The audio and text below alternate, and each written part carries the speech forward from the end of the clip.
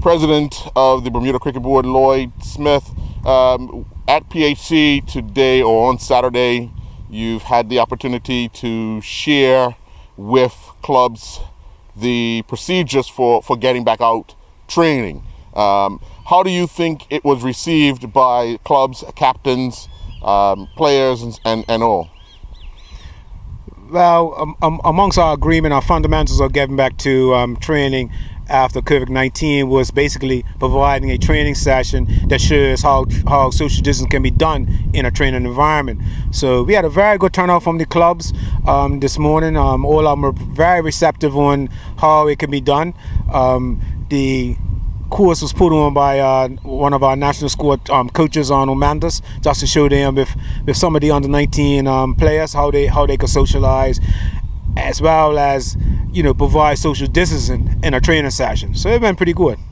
Some of the rules that are being put in place globally as well as in Bermuda are very challenging when it comes to financing some of this stuff, because when you're asking for every player to use his own ball or balls to be sanitized, how long do you think the balls will last if they have to be sanitized? Because that's not a natural shine of a ball, is it? Yeah, perception. I think the perception and all is kind of over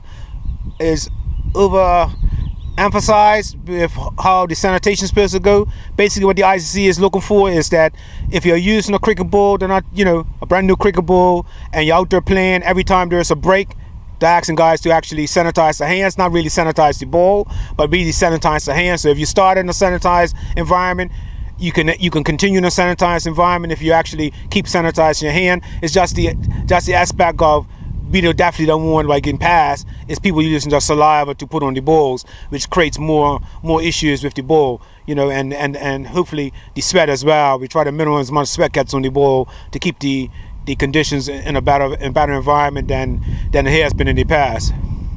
The ICC have in their recommendations, the committee in their recommendations to the ICC have not said that sweat on the ball, using the sweat from your forehead, is not going to be disallowed. It's actually going to be allowed, as opposed to the saliva on the ball.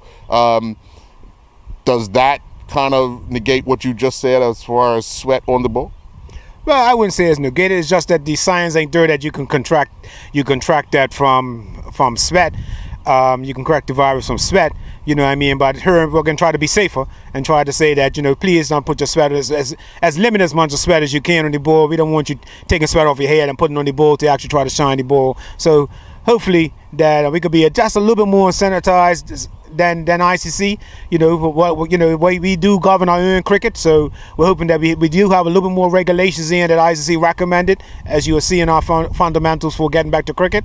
So it's nice to have guidelines from your governing body, but sometimes you also got to be more practical when it comes to your own environment. When you look at what you've been allowed to do, such as today, from the Ministry of Health from Bermuda, are you feeling that much more comfortable that we are that much closer to possibly getting started in the real life situation? Yes, I think it's always a process. Basically, you got to show that you can actually do it in a healthy environment, with proper social distance and proper sanitizing measures in place. I think that we're just that close of actually being able to play some cricket. All right. Well, we'll look for an update from the cricket board following the report back to the health ministry as to when and if things could progress even further. Thank you.